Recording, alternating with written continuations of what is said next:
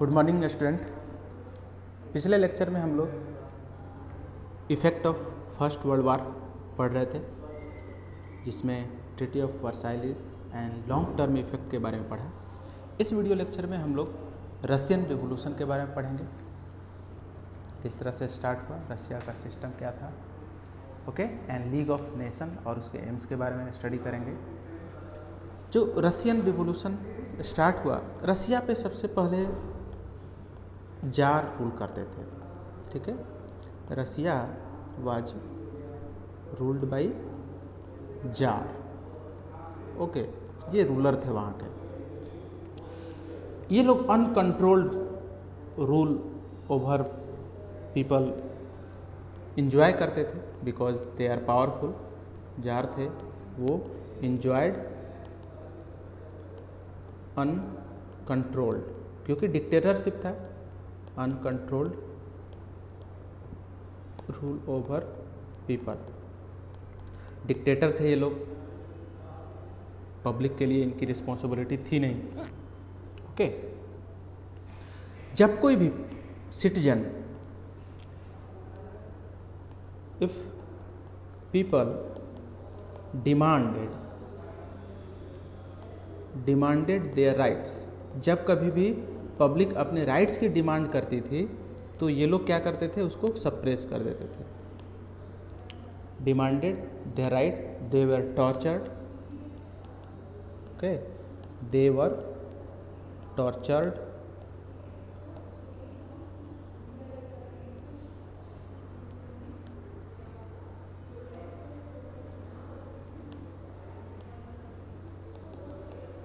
suppressed,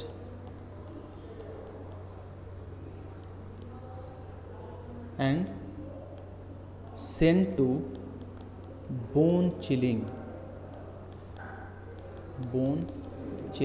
cold of Siberia. कोई भी person, ठीक है, जब इनके अगेंस्ट आवाज़ उठाता था, इनके सप्रेशन के अगेंस्ट, डिक्टेटोरियल जो रूल है उसके अगेंस्ट जब कोई भी बोलता था, अपने राइट्स की डिमांड करता था, गवर्नमेंट को क्रिटिसाइज करता था, तो उसकी आवाज़ को दबाने के लिए, उसको सप्रेस करने के लिए ये लोग क्या करते थे, साइबेरिया जो कि वेरी कोल्ड रीजन है, वहाँ उसको सेंड करते थे, वो भेज देते थे वहाँ पे, जिसकी वजह से वो पर्सन जो है due to cold, this bone chilling cold, वो डेथ कर जाते थे। जो रशियन फार्मर थे, पीजेंट्स, लेबरर, अपने इनकम को वो गेन नहीं कर पा रहे थे, ठीक है। Russian farmer, peasants labourer were not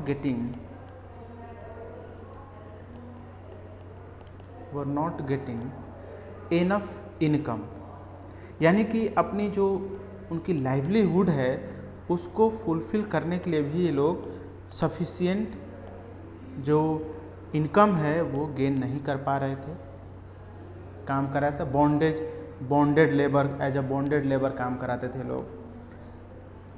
so उसी समय रसिया में एक इंसान इमर्ज किया, फादर गेपोन, ठीक है ना।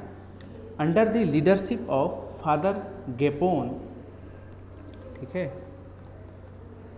फादर गेपोन, इनकी लीडरशिप में क्या हुआ, लार्ज रैली हुआ जार्स रेसिडेंट के सामने। जार का जो रेसिडेंस था उसके सामने एक रैली की गई, और जार के पैलेस का नाम था विंटर पैलेस, ठीक है। तो under the leadership of father Gapon, ठीक है, कर सकते हैं हम लोग, ठीक है, under the leadership of father Gapon, a large rally was organized out of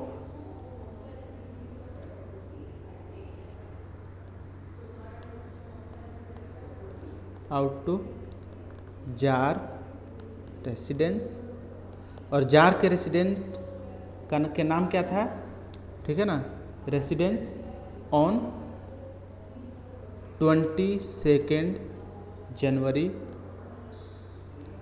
1905 में किया गया।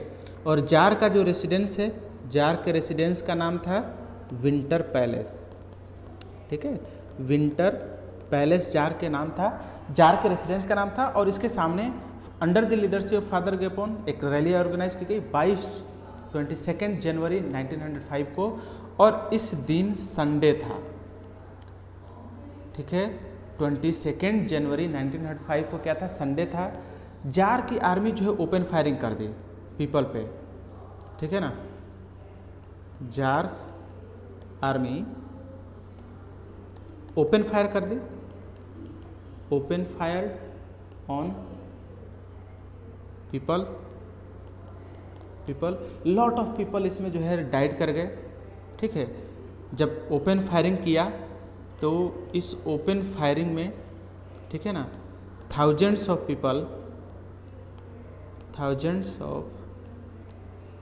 पीपल डाइड, डेथ कर गए, बहुत सारे हजारों लोग मर गए इस ओपन फायरिंग में, ठीक है।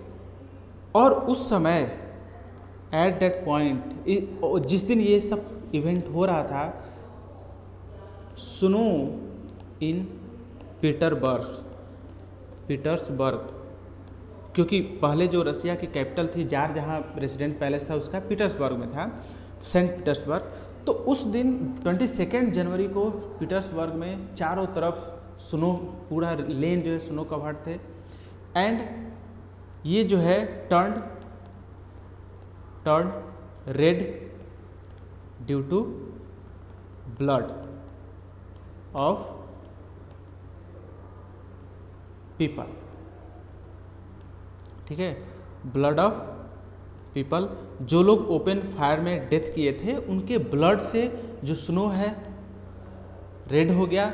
That's why 22 January is known as bloody Sunday, ठीक है। This day was known as bloody Sunday. क्यों? क्योंकि 22 यानी कि आपको अब ब्लडी संडे पे नोट्स लिखना हो तो कैसे लिखोगे? क्योंकि हम लोग जानते हैं, we know that Russia was ruled by Tsar, they were dictatorship. When people demand their right, Tsar suppressed, tortured the people. Under the leadership of Father Gapon on 22 January 1905, people gathered and arranged a huge rally in front of Tsar residence, Winter Palace. On this day, St. Petersburg was covered by snow. When the Tsar's army opened fired on the people, the blood of people mixed with snow and become red, turned red. That's why this day was known as Bloody Sunday. Okay, इस तरह से लिखेंगे हम लोग। When a small nation like Japan has defeated Russia, अभी इसी बीच एक event हुआ कि जापान, ठीक है ना, when a small nation like Japan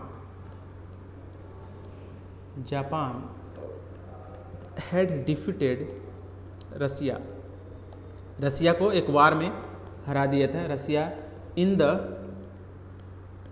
Russia Japan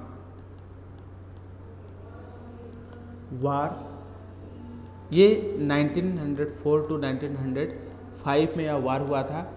people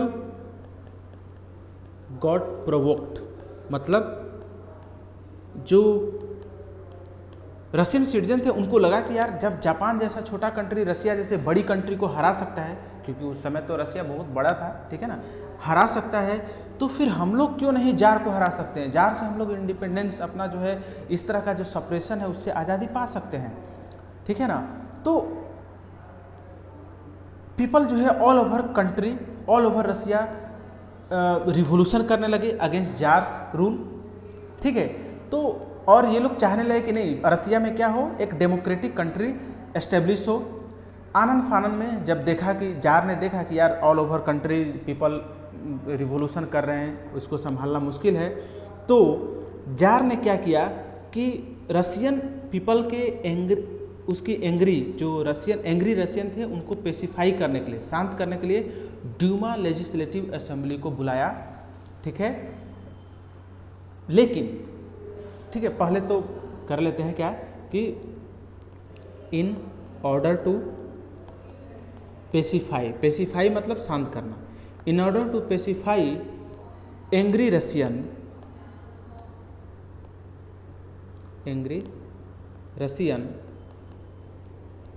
Dumas क्या था, ड्यूमा लेजिस्लेटिव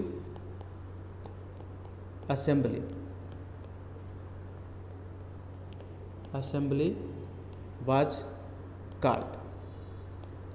ड्यूमा जो है पार्लियामेंट था, ड्यूमा एक लेजिस्लेटिव असेंबली था, इसको जो है रसिया का पार्लियामेंट भी कहा जाता था, पार्लियामेंट ऑफ रसिया, ठीक है ना उस समय। तो इसकी बुलाई गई, ड्यूमा लेजिस्लेटिव असेंबली बुलाया गया, जार ने बुलाया, लेकिन हुआ यूँ कि जैसे ही it can take step to satisfy citizen it had been called off, ठीक है ना, but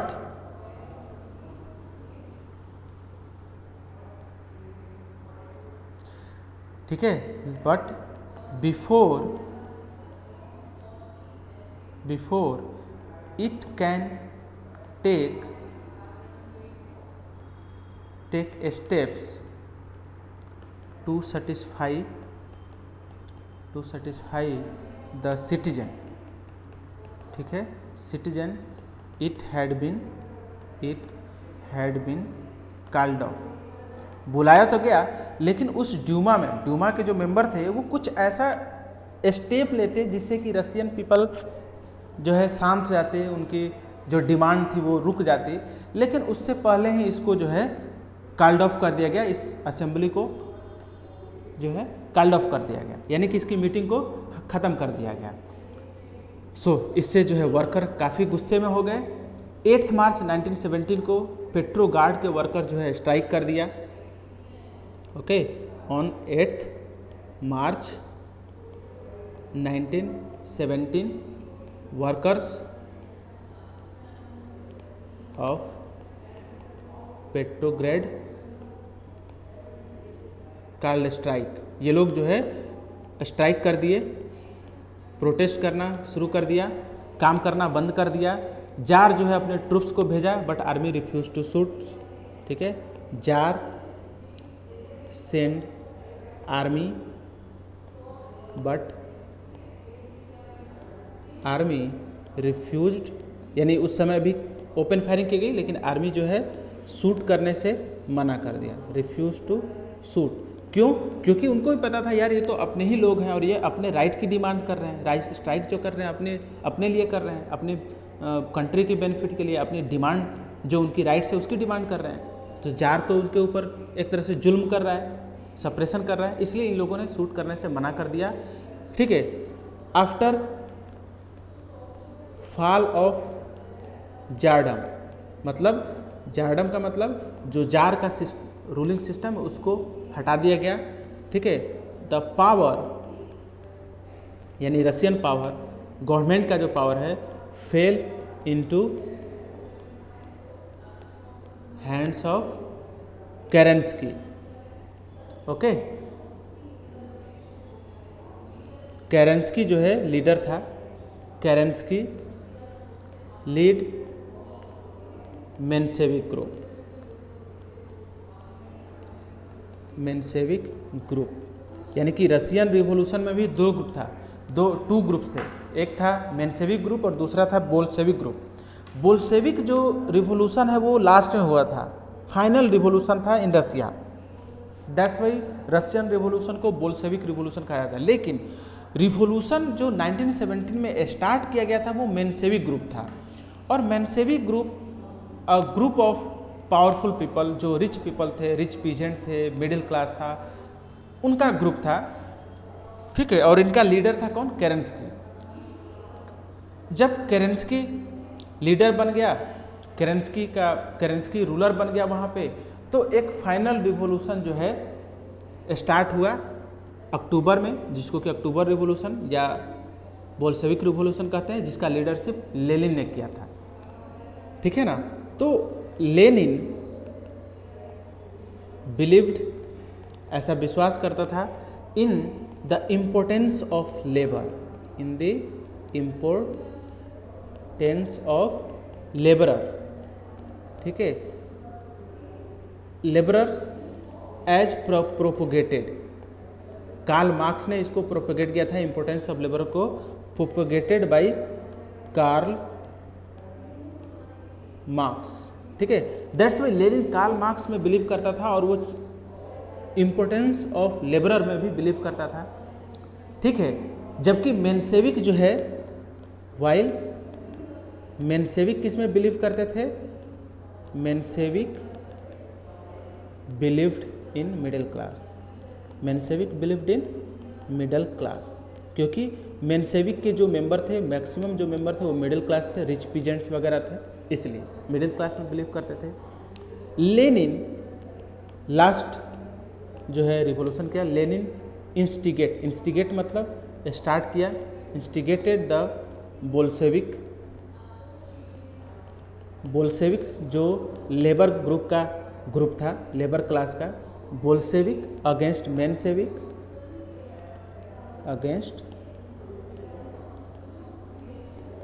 Menshevik and in November 1917 declared final revolution in Russia. Final revolution हुआ, इसके बाद जार वहाँ पर कंप्लीटली मेंशेविक का शासन एंड हो गया और फाइनली जो है वहाँ पे लेनिन का रूल एस्टेब्लिश हो गया और सोशलिस्ट, वहीं से सोशलिस्ट जो है रसिया का एस्टेब्लिशमेंट हुआ। ये था रशियन रिवॉल्यूशन। इसके बाद हम लोग जो है आगे बढ़ते हैं लीग ऑफ नेशन पे। League of nation first world वार के बाद वर्ल्ड में पीस को एस्टेब्लिश करने के लिए लीग ऑफ नेशन बनाया गया था, ठीक है, जिसमें अमेरिकन प्रेसिडेंट वुड्रो विल्सन बहुत ज़्यादा रोल प्ले किए, ठीक है। तो लीग ऑफ नेशन बनाने में ठीक है ना, अमेरिकन प्रेसिडेंट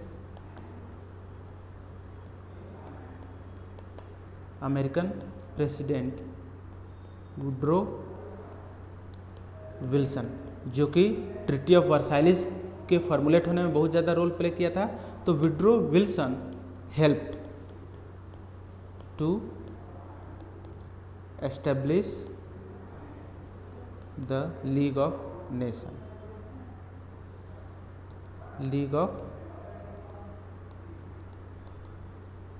नेशंस, ठीक है। इसमें 14 पॉइंट एजेंडा,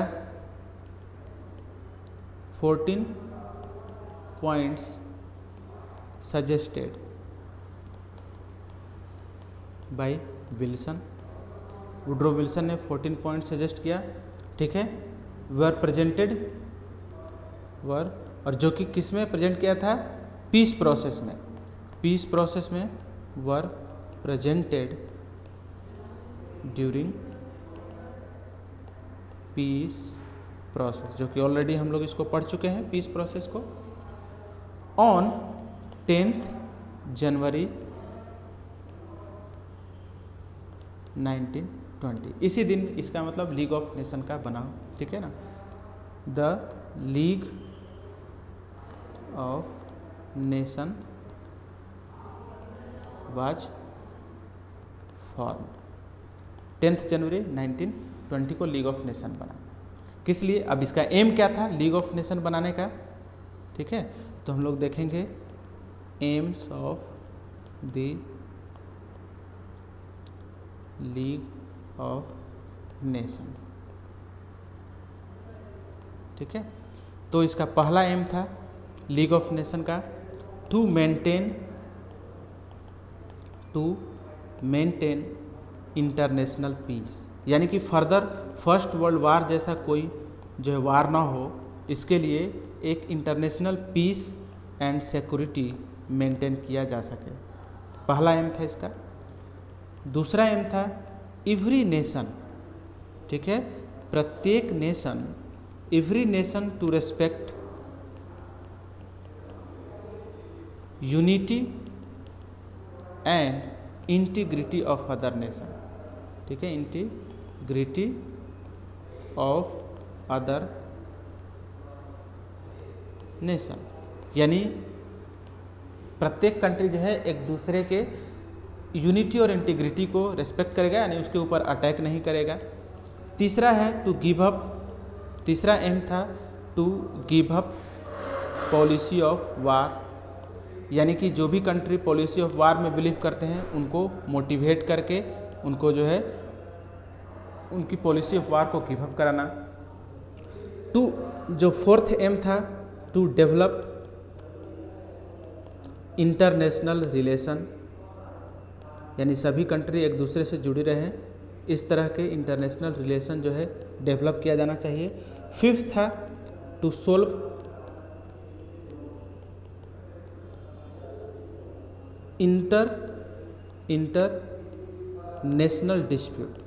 इंटरनेशनल डिस्प्यूट, यानी दो कंट्री के बीच अगर किसी तरह का कोई डिस्प्यूट हो गया, ठीक है, तो उसको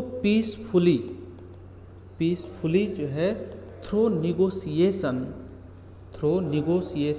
सोल्व किया जा सके, एंड लास्ट जो एम था वह था if any nation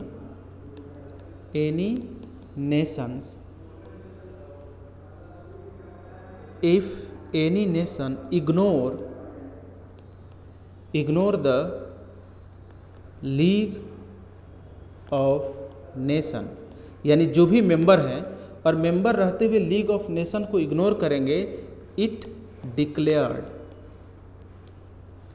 as a rebel nation, उसको जो है रिबेल नेशन यानी कि विरोधी मान लिया जाएगा, दुश्मन मान लिया जाएगा, और फिर उसके साथ फोर्सफुली जो है जो भी अरेंजमेंट करना होगा, उसको जिस तरह का रिस्पॉन्सिबिलिटी कर देना होगा वो किया जाएगा उसके साथ, ठीक है। तो ये था हमारा chapter first world war and Russian revolution का, जिसमें कि लीग ऑफ नेशन कैसे बना, क्यों बना और लीग ऑफ नेशन के एम क्या थे हमने पढ़ा, ठीक है। यह चैप्टर यहीं पे समाप्त होता है। नेक्स्ट वीडियो लेक्चर में हम लोग एक नए लेक्चर के साथ मिलेंगे, तब तक के लिए आपसे बाय बाय।